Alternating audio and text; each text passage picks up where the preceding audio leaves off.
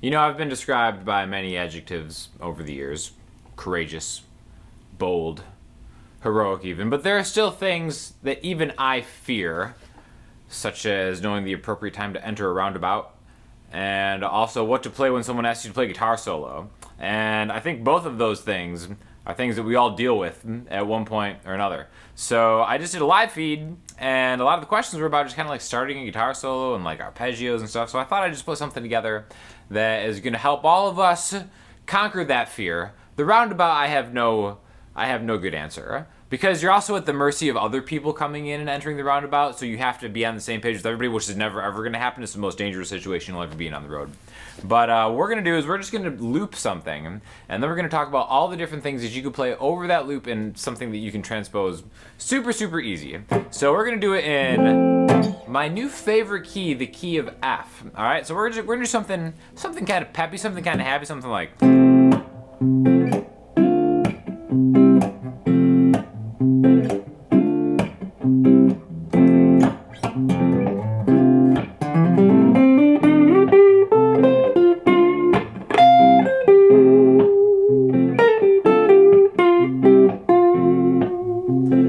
So we're going to use just a couple different techniques to talk about how you can maybe start from going in a chorded position, and then like these little like runs that you can kind of do in different places on the neck. All right. So before we get into it, I want to say this video is sponsored by Elixir Strings. Elixir also makes electric guitar strings. I know that you simp over the acoustic strings just like I do, but did you know that they make amazing nickel-plated steel 10s, which is what I'm using? So definitely show Elixir some love, because they sponsor a couple videos every month of mine. I'm a huge fan. Strings last, sound great, and one less thing you have to worry about while you navigate those roundabouts out in the wild. All right. So what we're gonna do is we're gonna play an F major chord, a D minor chord, and a C major chord. Now there's a method for this. All right.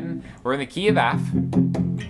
Now it definitely helps to know the names of the notes. Obviously, F is basically all the regular notes. When I say regular notes, key of C, no sharps or flats, but there's one flat in F, and that's B flat. All right, so if we just go through the notes, we have F, G, A, B flat, C, D, E, F.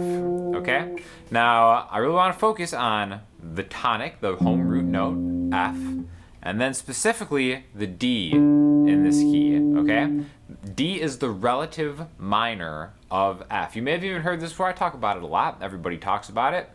But this is really going to be the bridge that connects us out of chord playing into solo playing. It all rests within that relative minor, all right? So the way we're going to get to, first we have to find out how to get from here to here. Now, if you just want to be a true G, you could just go from F and then just jump right to it, okay? Thinking of the interval, but that, you know, you're skipping spots. This is like going into the roundabout and then just miraculously coming to the third turn. There's still a lot to maneuver around. You got to fluidly go through lanes and be in the right spot, right? So the first thing we're going to do is we're going to arpeggiate the F chord to get into this spot, all right? This may be a more fluid way of just going into it. Now again, there's a time and a place for all this stuff, but it's really great to understand the notes that we are passing through to get to a different tone, all right? So, easiest way to think about an F major chord are the notes that are in an F major chord. F, A, C. First fret on the E string, fifth fret on the E string, third fret on the A string. F, A, C. Now again, something that I do a lot in my own playing is I connect that first and third note in the key, right? Do that with the G note, the second note in a key. And then there you go. There's your F major arpeggio. All right. You can do the same thing, starting on the next F, the third fret, on the D string. And then right now, that lines us up with a different position, okay? So what we're really doing is we're kind of moving away from here to here to here. All right, and I think that's a really important concept in soloing, because especially if you're playing over a loop, right? Something like this. If I just play here,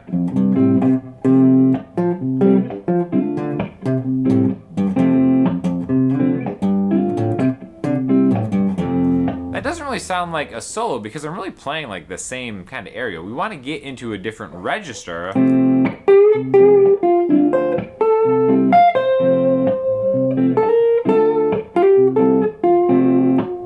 it just sounds right because we have different frequencies going on. We're kind of playing over. We're playing within the chords. We're using the chord tones, all those same notes that are in the chords we're playing, albeit in a different frequency, essentially, right? So that's why it just kind of fits together instead of just playing here. But we got to get out of the spot, right? So this first arpeggio is going to kind of run us into the 5th fret. If I'm thinking of my pointer finger right, I'm starting on my root note.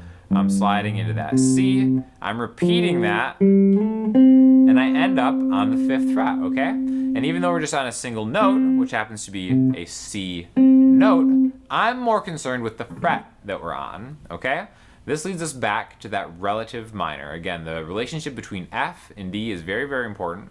The relative minor you'll always find on the 6th note of any key. In fact, the key of F major and the key of D minor are really essentially the same key. They have all the same notes, just like C major and A minor. You can count through the major scale to get to the 6th note, or like let's use the F on the active F, right? The 13th fret, back up 3 frets, and that's going to get you to the relative minor in any key. So D minor, F major, we're playing with the same notes, but now we're in a different position, all right? What I like about this right here is going to be this next shape.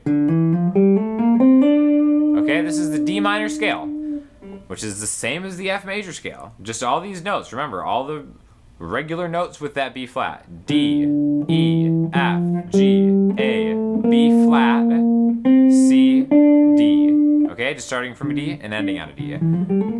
So it's a great exercise to do to start thinking about the names of the notes, because we know that really it's just the alphabet, except B is a flat in this key, and then this shape gives us those notes. So the more you start thinking about it, D, E, F, G, A, B flat, C, D, you're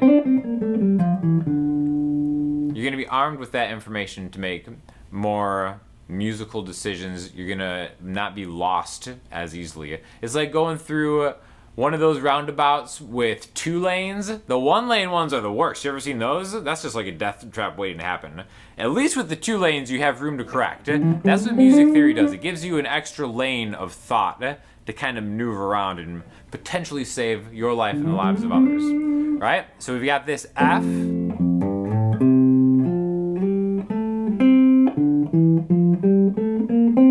And now we've connected 2 different ideas. We've connected a 2-octave arpeggio into the same fret position as the relative minor scale, the minor scale in this key, all right? Another thing that you can think of is almost like the reverse of how, remember how we found the relative minor from F? We went back 3 frets. Same is true in the reverse way. We can go forward 3 frets or just a couple notes, 1, 2, 3, in the D minor scale, and that gives us our tonic, our root note, F. So here's our low F, and then D minor, and that's the next octave F that we can go to, okay? Now again, this is gonna come in important too, but I wanna take this all the way to the end of the line, right here with your ring finger on the 7th fret, and now we're gonna slide this into the 12th fret and come back to the 10th fret, all right? Now, why do I wanna come back? So let's do the same thing.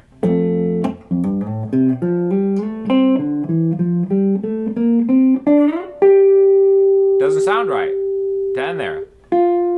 That's why it sounds right. Why is that? We're resolving the little run that we just did. What note do you think this is? In the key of F, this happens to be an F. Again, this is G string, 12th fret is the octave F, okay? So, back to our home base right here, and then I'll just kind of play something, and then I'll exaggerate when I get to that F.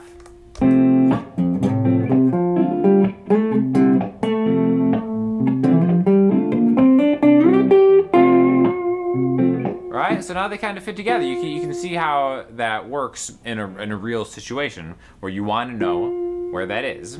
Now, another great thing about this spot particularly, let's take that note and then think of the entire fret, okay? This is our home note.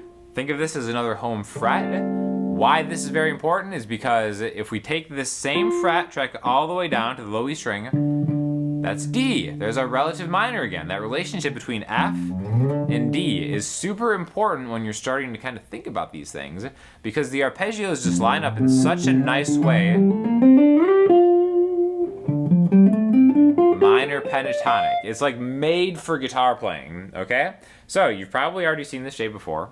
Minor pentatonic scale starting on a D. 10, 13, 10, 12, 10, 12, 10, 12, 10, 13, 10, 13, right? Again, these are the same notes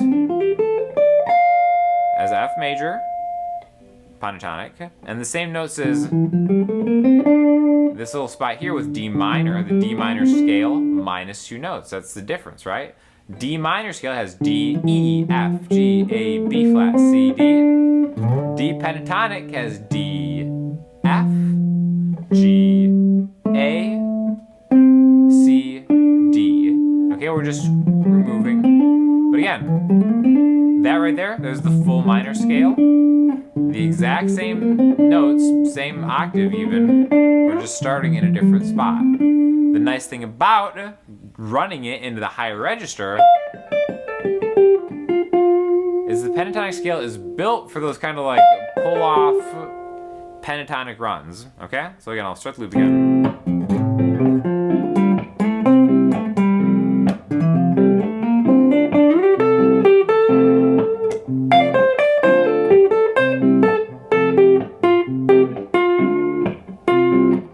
Every time I hit that F, sounds great. There's a D.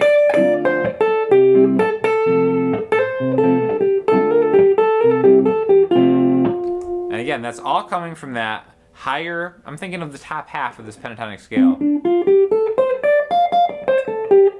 And again, that all started with our root note. Always think of where your pointer finger is on the G string in the minor pentatonic position. That's always going to give you your home note of the relative major, right? Now again, this sounds kind of happy, right? This is like a just made it out of the roundabout, alive, did it again. So I can play D minor pentatonic.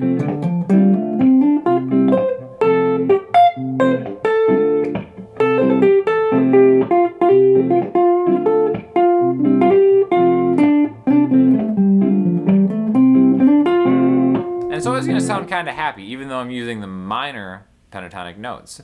And that's a great way to talk about the transition between major and minor, okay? The chords are responsible for why it sounds kind of happy, even though I'm playing D minor pentatonic, and there is a D minor chord in my progression, F, D minor. See, I'm also playing it like a guy who just learned his first jazz chord. Major 7. But you can switch up the chord progression to make it sound different. So let's erase this loop. I'm using the Pigtronix Infinity 3 looper if anybody's interested. I'll have an affiliate link in the description if you want to get something. I use all my stuff from Sweetwater. Also rocking the D'Angelico Deluxe SS through the Supro Royale amp in case anybody's interested. But let's make something definitely more minor, okay? So when I want to make things super sad, I go to minor, and then I just play it in 3, okay? So that first one was 1, 2, 3, 4, 1, 2, 3, 4. We're gonna cleanse this video of this happy nonsense, and we're gonna actually make some art here, because we're playing it in 3, 4. And we're gonna do it in minor, right? So now the 3 minor chords in this key are D minor, G minor, A minor, right? 1, 2, 3, 1, 2, 3, 1, 2, 3, 1, 2, 3, G, 2, 3, G, 2, 3, A, 2, 3, A, 2, 3. Okay? So now, these are the same, this is the same key that we were just playing in.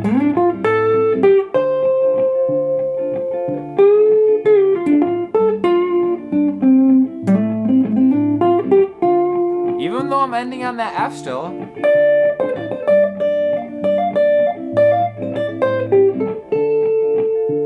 Want to end here a little bit, right?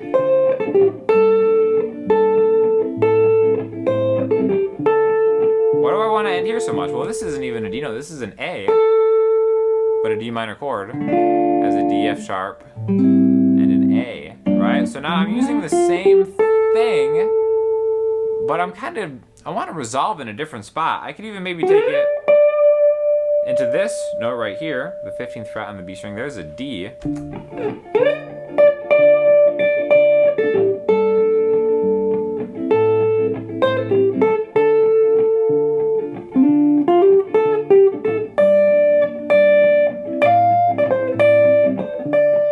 Resolve on D. I can still use those arpeggios.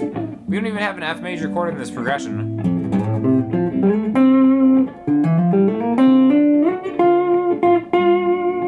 Well, F is also a note in D minor, D, F, and A. That's the third.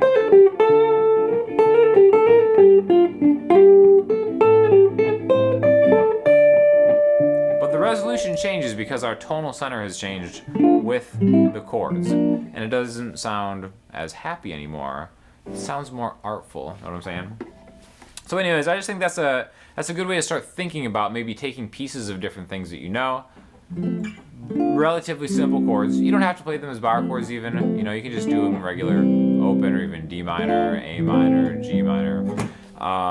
Arpeggio runs, 2 octaves worth, lines you up with the fret, where the A string rooted relative minor is, and then that runs you into the minor pentatonic.